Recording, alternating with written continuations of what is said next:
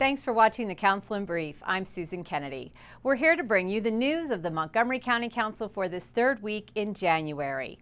The Council is back to regular business after its winter recess, and topping the agenda, a presentation on the third edition of the School Safety and Security at a Glance report. The publication summarizes data from individual schools on things like suspensions and serious incidents. And as council members tell us, there is some good news to report.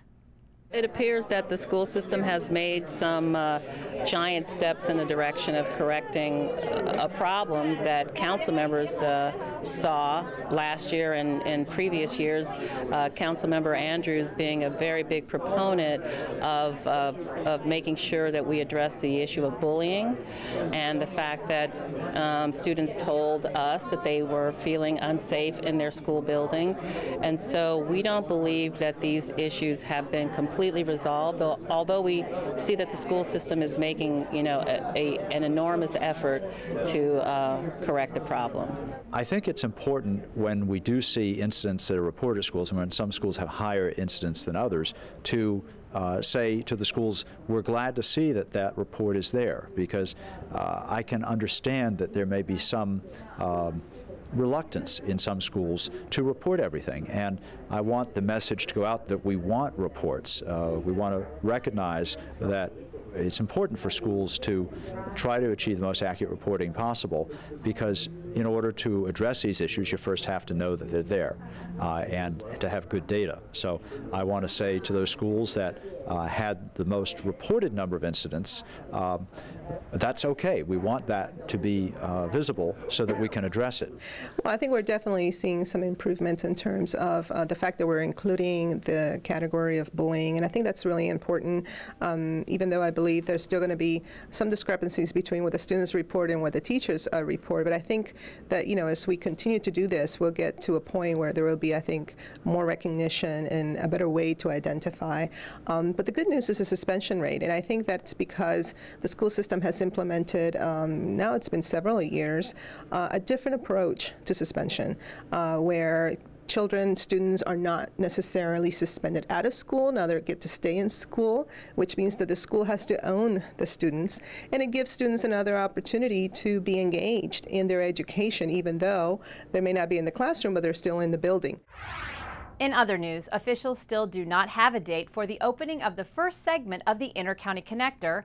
Work on the $2.5 billion east-west toll road is nearly complete, and progress is being monitored daily. The first portion of the roadway was supposed to open last year, but delays have postponed that date. The State Highway Administration has said that part of the ICC could open later this month. The 7-mile segment of the ICC will run from Interstate 370 in Gaithersburg to Georgia Avenue in Olney.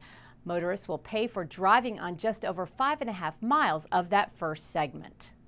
County residents are going to see some new transportation options, and that's really key to our success as a county and for our future.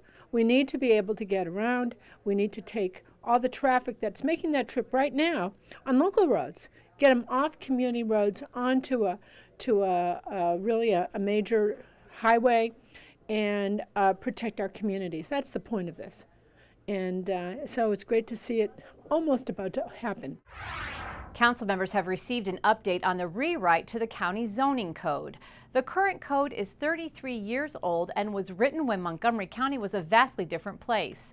Planners are revamping the code to encourage more sustainable, compact development with better amenities. Councilmember Nancy Florine told us how this new code is shaping up. The process is evolving. Ideas have been floated. There's been some community response, and this is big change.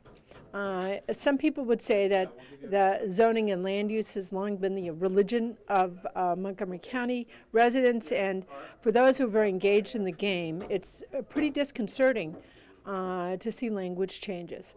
So we're working through that. The council's being briefed on this, and we're keeping a close eye on it. But the fact of the matter is it's out of date, it needs to be fixed, and this process is rolling along. Well, that does it for this edition of the Council in Brief. Tune in again next week for all the council's news. I'm Susan Kennedy for County Cable Montgomery.